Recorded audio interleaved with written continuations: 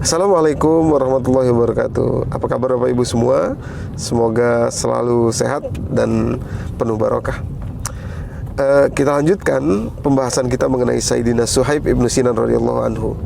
Bapak Ibu yang dimuliakan Allah, kita harus renungi betul apa yang membuat beliau ini sampai bisa melepaskan semua hasil yang sudah dicari, dikumpulkan dengan jerih payah, dengan susah, dengan keringat dan lain sebagainya, sudah dapat hasilnya banyak, kemudian bisa dilepas dengan gampang saja hanya demi bisa pergi hijrah bersama Rasulullah.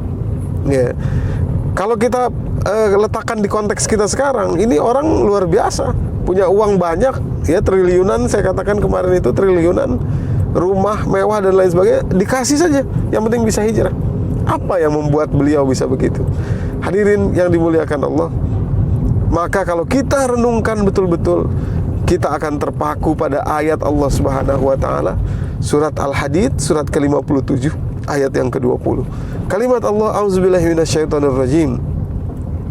I'lamu annamal hayatud dunya la'ibun wa lahwun wa zinatun wa tafakhurun bainakum wa takathurun fil amwali wal aulad kamathali ghaisin a'jabal kuffara nabatuhu thumma yahiju fatarahu musfarra thumma yakunu hutama wa fil akhirati azabun syadidun wa maghfiratun minallahi wa ridwan wa mal hayatud dunya illa mata'ul ghurur. Luar biasa.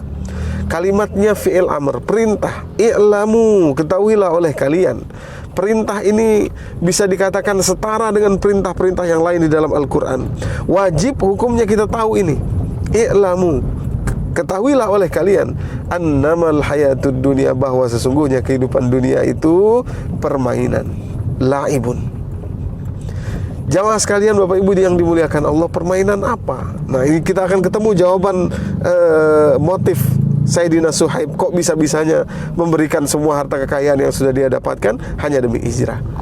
Permainan yang ada di dalam kepala kita, di dalam tubuh kita sebagai manusia. Sebagai manusia, kita punya 4 enzim kebahagiaan. Bolak-balik kehidupan kita dari kiri ke kanan, cari siang malam dan seterusnya, itu hanya berkaitan dengan 4 enzim saja. Inilah kebahagiaan. Yang pertama namanya endorfin, yang kedua namanya dopamin, yang ketiga namanya serotonin, dan yang keempat adalah oksitosin.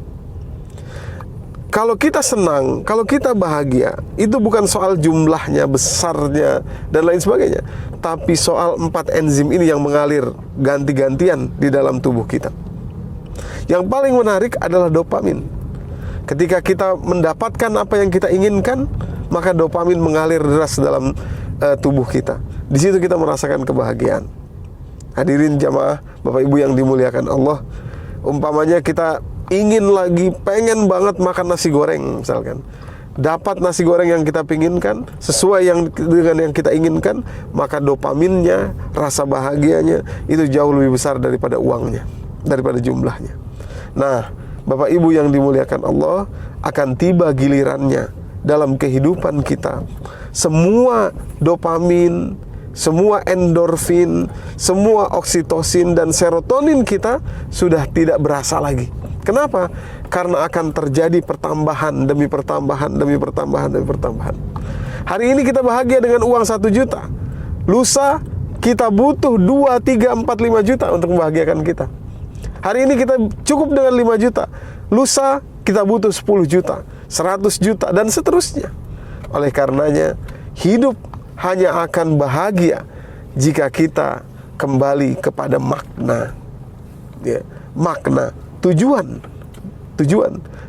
dan makna itulah yang tidak akan pernah kering.